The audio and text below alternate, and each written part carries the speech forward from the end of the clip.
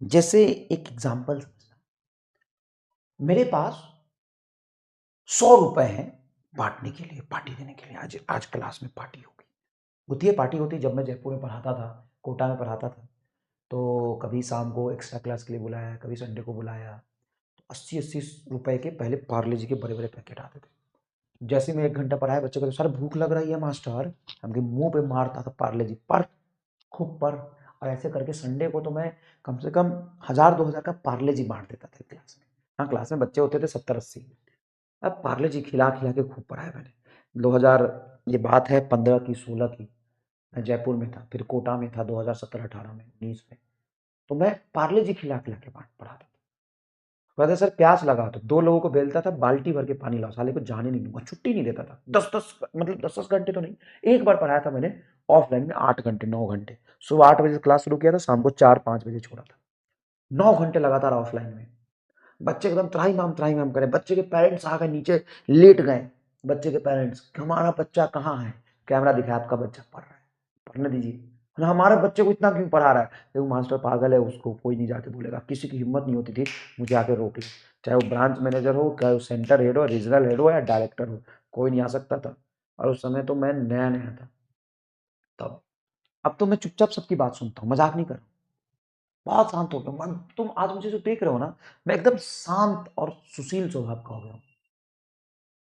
बहुत बहुत जो आज तुम मुझे देख रहे हो, एकदम मेरा शांत, मतलब 100 टाइम्स एकदम शांत और सुशील स्वभाव देख रहे हो। नहीं तो मैं पागल हुआ करता था, पागल एकदम पागल, जब नया नया कॉलेज से निकला था पागल।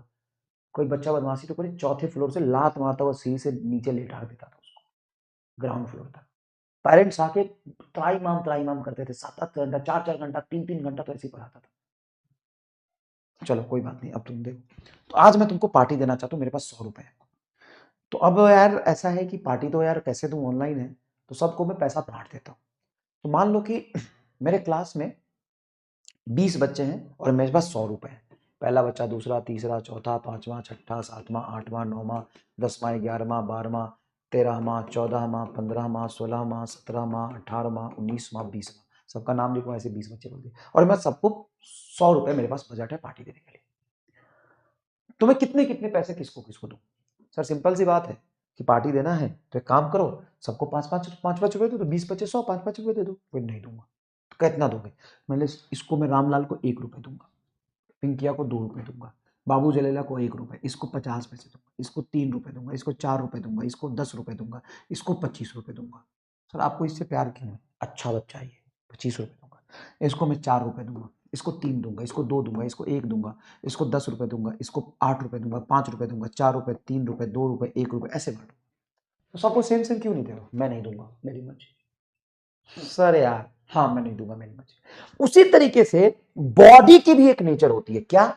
ये किसी टेम्परेचर पर होने की वजह से किसी एक वेवलेंथ का हीट नहीं निकालता है। सर किसका निकालता है? हर पॉसिबल वेवलेंथ का एनर्जी निकालता है। सर क्या बात कर रहे हो? यस, कोई भी बॉडी टी टेम्परेचर पर होने की वजह से किसी एक वेवलेंथ का हीट रेडिएशन नहीं निकालता। हर पॉसिबल, जीरो से लेकर इंफिनिटी तक हर वेवलेंथ का रेडिएशन निकालता है। तो ऐसे तो कैसे हम डिफाइन करेंगे उसके टेम्परेचर से वेवलेंथ का रिलेशन? नहीं कर सकते।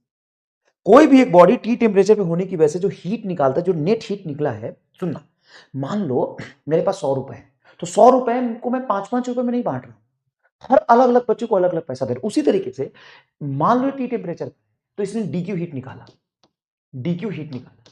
अब डीक्यू हीट किस वेवलेंथ का निकालेगा?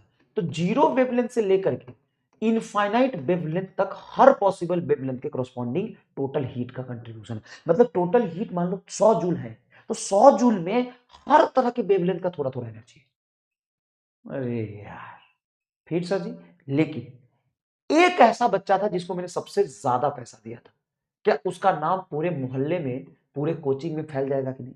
हाँ सर, कौन है जिसको सबसे ज्यादा पैसा दिया? सबसे ज्यादा खुश कौन होगा बता?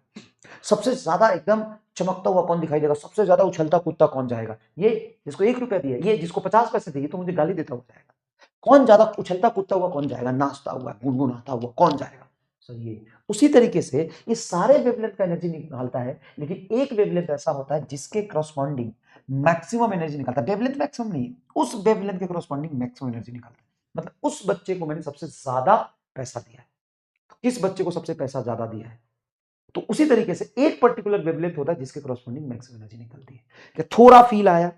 यही है बीन्स डिस्प्लेसमेंट।